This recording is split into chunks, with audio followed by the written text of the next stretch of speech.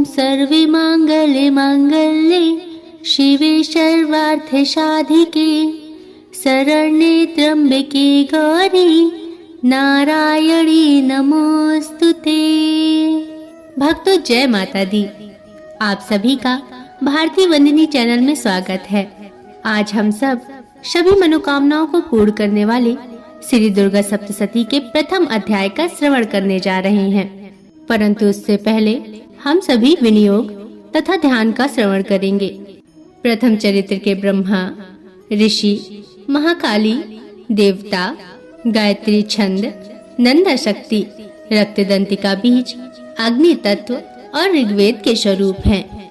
श्री महाकाली देवता की प्रसन्नता के लिए प्रथम चरित्र के जप में विनियोग किया जाता है।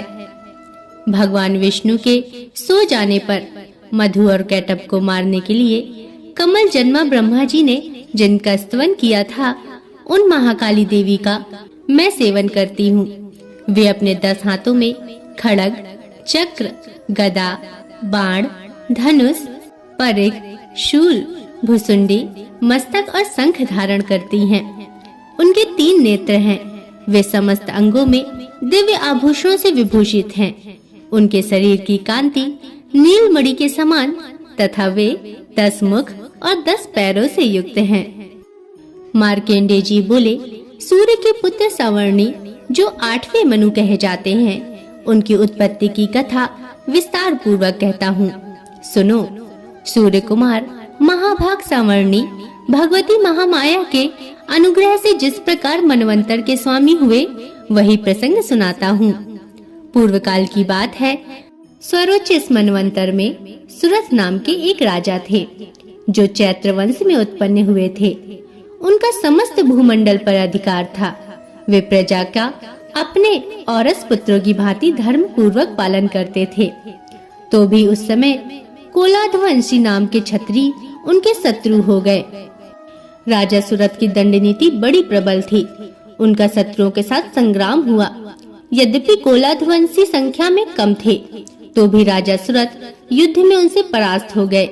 तब वे युद्ध भूमि से अपने नगर को लौट आए और केवल अपने देश के राजा होकर रहने लगे। किंतु वहाँ भी उन प्रबल शत्रुओं ने उस समय महाभाग राजा सुरथ पर आक्रमण कर दिया। राजा का बल क्षीण हो चला था, इसलिए उनके दुष्ट, बलवान एवं दुरात्मा मंत्रियों ने वहाँ उनकी राजधानी में भी राज्य की सेना और खजाने को हथिया लिया। सुरथ का प्रभुत्व नष्ट हो चुका था, इसलिए वे शिकार खेलने के बहाने घोड़े पर सवार होकर वहाँ से अकेले ही घने वन जंगल में चले गए। वहाँ उन्होंने विप्रवर मेधा मुनि का आश्रम देखा, जहाँ कितने ही हिंसक जीव अपनी स्वाभाविक हिंसा वृत्ति छोड़कर परम शांत स्वभाव से रहते थे। मुनि के बहुत से शिष्य उस वन की शोभा बढ़ा रहे थे। वहां जाने पर मुनि ने उनका सत्कार किया और वे उन मुनि श्रेष्ठ के आश्रम पर इधर उधर विचरते हुए कुछ काल तक रहे। फिर ममता से आकृष्ट चित्त होकर वहां इस प्रकार चिंता करने लगे, पूर्व काल में मेरे पूर्वजों ने जिसका पालन किया था, वही नगर आज मुझसे रहित है। पता नहीं मेरे दुराचारी भृत्यगण उसकी धर्म पूर्वक रक्षा करते हैं या नहीं। जो सदा मदद की वर्षा करने वाला और सूरवीर था, वह मेरा प्रधान हाथी अब शत्रुओं के अधीन होकर न जाने किन भोगों को भोगता होगा। जो लोग मेरी कृपा, धन और भोजन पाने से सदा मेरे पीछे पीछे चलते थे, वे निश्चय ही अब दूसरे राजाओं का अनुसरण करते होंगे। उन अपव्ययी लोगों के द्वारा सदा खर्च होते रहने के कारण अत्यंत कष्ट में जमा किया हुआ मेरा खजाना खाली हो जाएगा। ऐसी और भी कई बातें राजा सुरथ निरंतर सोचते रहते थे। एक दिन उन्होंने वहाँ पर विप्रवर मेधा के आश्रम के निकट एक वैश्य को देखा और उससे पूछा, भाई तुम कौन हो? यहाँ तुम्हारे आने का क्या कारण है? तुम क्यों शोकग्रस्त हो? अनमने से दिखाई देते हो। राजा सुरथ का यह प्रेम पूर्वक कहा हुआ वचन सुनकर वैश्य ने विनीत भाव से उन्हें प्रणाम करके कहा। वैश्य बोला, राजन, मैं धनियों के कुल में उत्पन्न एक वैश्य हूँ। मेरा नाम समाधि है। मेरे दुष्ट स्त्री पुत्रों ने धन के लोभ से मुझे घर से बाहर निकाल दिया है और इस समय धन, स्त्री और पुत्रों से वंचित हूँ। मेरे विश्वसनीय बंधुओं ने मेरा ही धन लेकर मुझे दूर कर दिया है, इसलिए दुखी होकर मैं वन में चला आया हूँ। यहाँ रहकर मैं इस बात को नहीं जानता कि मेरे पुत्रों की, मेरी स्त्री की और स्वजनों की कुशल हैं या नहीं। इस समय घर में वे कुशल से रहते हैं अथवा उन्हें कोई कष्ट है। वे मेरे पुत्र कैसे हैं? क्या वे सदाचारी हैं अथवा दुराचारी हो गए हैं? तब राजा ने पूछा, जिन लोभी स्त्री पुत्र आदि ने धन के कारण तुम्हें घर से निकाल दिया, उनके प्रति तुम्हारे चित्त में इतना स्नेह का बंधन क्यों है?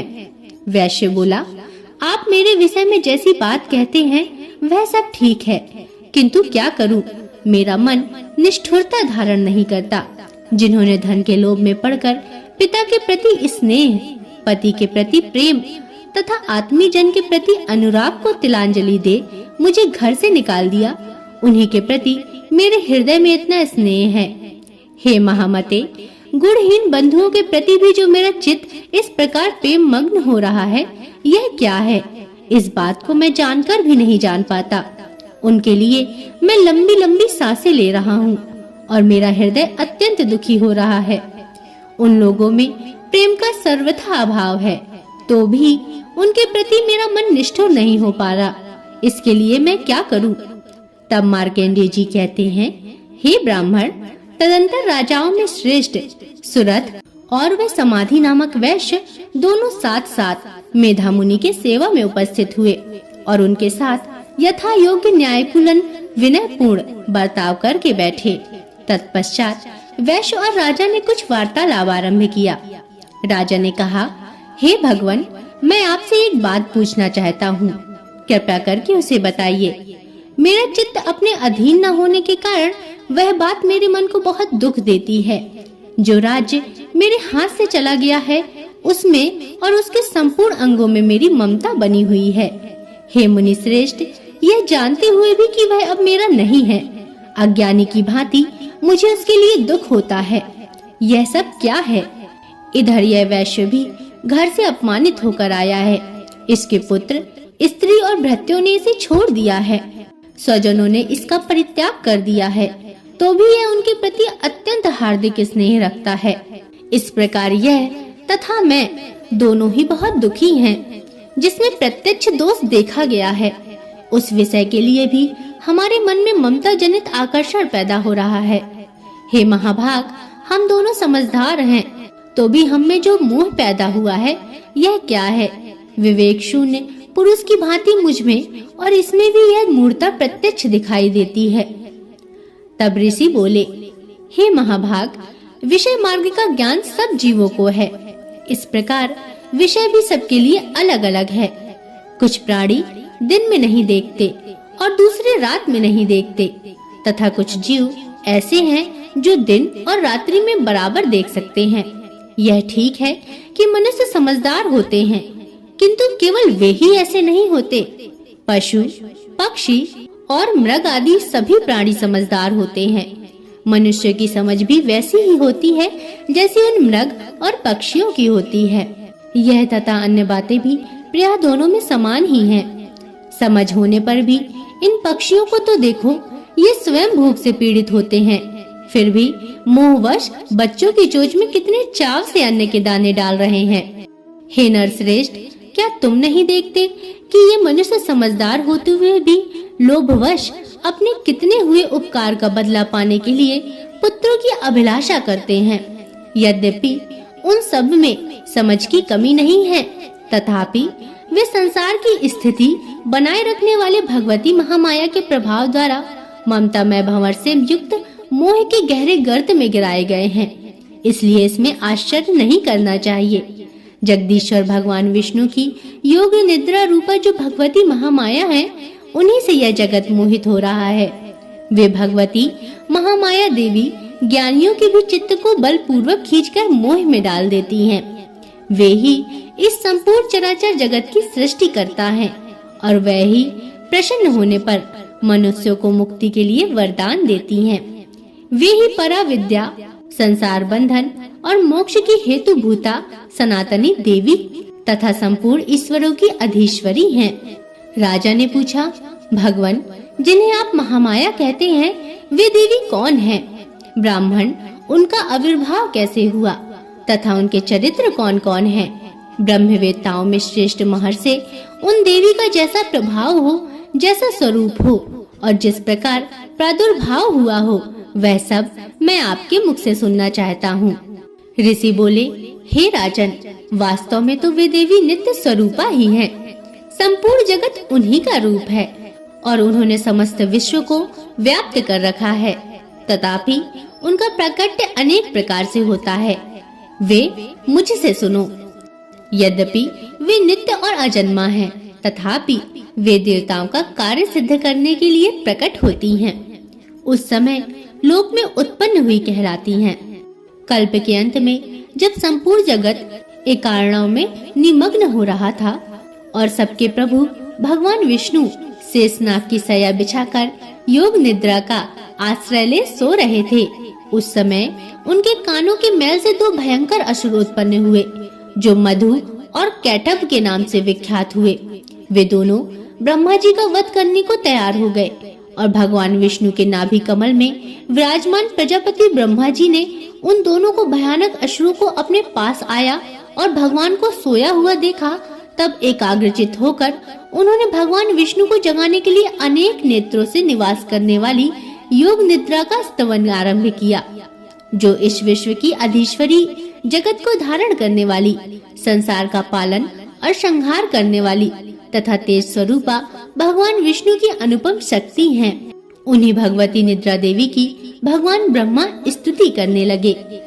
ब्रह्मा जी ने कहा, हे देवी, तुम ही स्वाहा, तुम ही स्वधा और तुम ही वष्टकार हो। स्वर भी तुम्हारे ही स्वरूप हैं। तुम ही जीवनदायिनी सुधा हो। नित्य अक्षर पड़ाव में आकार, उकार, मकार, इन तीन मात्राओं में रूप में तुम ही स्थित हो तथा इन तीन मात्राओं के अतिरिक्त जो बिंदु रूपा नित्य अर्ध मात्रा है, जिसका विशेष रूप से उच्चारण नहीं किया जा सकता, वह भी तुम ही हो। हे देवी, तुम ही संध्या, सावित्री और परम जननी हो। हे देवी, तुम ही इस विश्व ब्रह्मांड को धारण करती हो। तुमसे ही इस जगत की सृष्टि होती है। तुम ही से इसका पालन होता है और सदा तुम ही कल्प के अंत में सबको अपना ग्रास बना लेती हो। हे जगन्मयी देवी, इस जगत की उत्पत्ति के समय तुम सृष्टि रूपा हो, पालन काल में स्थिति रूपा हो तथा कल्पांत के समय संहार रूप धारण करने वाली हो। तुम ही महाविद्या, महामाया, महामेधा और महास्मृति, महामोह रूपा, महादेवी और महासुरी हो। तुम ही तीनों गुणों के उत्पन्न करने वाली सबकी प्रकृति हो। भयंकर काल रात्रि, महारात्रि और मोहरात्रि भी तुम ही हो। तुम ही श्री, तुम ही ईश्वरी, तुम ही हीन और तुम ही बोध स्वरूपा बुद्धि हो। लज्जा, पुष्टि, तुष्टि, शांति और क्षमा भी तुम ही हो। तुम ही खड़ग धारणी, शूल धारणी, घोर रूपा तथा गदा, चक्र, शंख और धनुष धारण करने वाली हो। बाण, भुसुंडी और परिघय, ये भी तुम्हारे अस्त्र हैं। तुम सौम्य और सौम्यतर हो। इतना ही नहीं, जितने भी सौम्य एवं सुंदर पदार्थ हैं, उन सब की अपेक्षा तुम अत्यधिक सुंदर हो। पर और अपर, सबसे परे रहने वाली परमेश्वरी तुम ही हो। हे सर्व स्वरूपे देवी, कहीं भी सत असत रूप जो कुछ वस्तुएं हैं और उन सब की जो शक्ति है, वह तुम ही हो। ऐसी अवस्था में तुम्हारी स्तुति क्या हो सकती है? जो इस जगत की सृष्टि, पालन और संहार करते हैं, उन भगवान को भी जब तुमने निद्रा के अधीन कर दिया, तब तुम्हारी स्तुति करने में यहाँ कौन समर्थ हो सकता है? मुझको, भगवान शंकर को तथा भगवान विष्णु को भी तुमने ही शरीर धारण कराया है, अतः तुम्हारी स्तुति करने की शक्ति किसमें है? हे देवी, तुम अपने इन उदार प्रभावों से ही प्रशंसित हो। ये जो दोनों दुर्धंस असुर मधु और कैटभ हैं, इनको मोह में डाल दो और जगदीश्वर भगवान विष्णु को शीघ्र ही जगा दो। साथ ही इनके भीतर इन दोनों महान असुरों को मार डालने की बुद्धि उत्पन्न कर दो। ऋषि कहते हैं, हे राजन, जब ब्रह्मा जी ने वहां मधु और कैटभ को मारने के उद्देश्य से भगवान विष्णु को जगाने के लिए तमोगुण की अधिष्ठात्री देवी योग निद्रा की इस प्रकार स्तुति की, तब वे भगवान के नेत्र, मुख, नासिका, बाहु, हृदय और वक्ष स्थल से निकलकर अव्यक्त जन्मा ब्रह्मा जी की दृष्टि के समक्ष खड़ी हो गई। योग निद्रा से मुक्त होने पर जगत के स्वामी भगवान जनार्दन उस एकार्णव के जल में शेषनाग की शैया से जाग उठे। फिर उन्होंने उन दोनों असुरों को देखा। वे दुरात्मा मधु और कैटभ अत्यंत बलवान और पराक्रमी थे और क्रोध से लाल आंखें किए ब्रह्मा जी को खा जाने के लिए उद्योग कर रहे थे। तब भगवान श्री हरि ने उठकर उन दोनों के साथ 5000 वर्षों तक केवल बाहु युद्ध किया। वे दोनों भी अत्यंत बल के कारण उन्मत्त हो रहे थे। इधर महामाया ने उन्हें मोह में डाल रखा था, इसलिए वे भगवान विष्णु से कहने लगे, हम तुम्हारी वीरता से संतुष्ट हैं, तुम हम लोगों से कोई वर मांगो। तब श्री भगवान बोले, यदि तुम दोनों मुझ पर प्रसन्न हो तो अब मेरे हाथों से मारे जाओ, बस इतना ही मैंने वर मांगा है, यहाँ दूसरे किसी वर से क्या लेना है। ऋषि कहते हैं, इस प्रकार धोखे में आ जाने पर जब उन्होंने संपूर्ण जगत में जल ही जल देखा, तब कमल नयन भगवान से कहा, जहाँ पृथ्वी जल में डूबी ना हो, जहाँ सूखा स्थान हो, वहीं हमारा वध करो। ऋषि कहते हैं, तब तथास्तु कहकर शंख, चक्र और गदा धारण करने वाले भगवान ने उन दोनों के मस्तक अपनी जांग पर रखकर चक्र से काट डाले। इस प्रकार ये देवी महामाया ब्रह्मा जी की स्तुति करने पर स्वयं प्रकट हुई थी। अब पुनः तुमसे उनके प्रभाव का वर्णन करता हूँ, सो सुनो। भक्तों, इस प्रकार श्री दुर्गा सप्तशती में वर्णित मधु कैटभ वध नामक पहला अध्याय पूरा हुआ। अतः भक्तों, पूरे भक्ति भाव से बोलिए, जयकारा शेरा वाली दा, साचे दरबार की जय। हे माता रानी, आपके इस पवित्र पाठ को कहने वाले, सुनने वाले और हुकार भरने वाले सभी पर अपनी कृपा करना, सबका कल्याण करना। मित्रों, आशा करती हूँ कि आपको पाठ पसंद आया होगा। अगर इसमें कोई त्रुटियां हो तो मुझे क्षमा करें और दुर्गा सप्तशती के दूसरे पाठ और आने वाले पाठों का रसपान करने के लिए आपसे निवेदन है कि चैनल को सब्सक्राइब कर लें और बगल में बनी हुई घंटी को जरूर दबा लें, ताकि मैं आपके लिए ऐसे ही पवित्र कथा कहानियाँ लाती रहूं। और कमेंट में जरूर लिखिएगा, जय माता दी, जय माँ जगदम्बा। अब अगले वीडियो तक के लिए नमस्कार।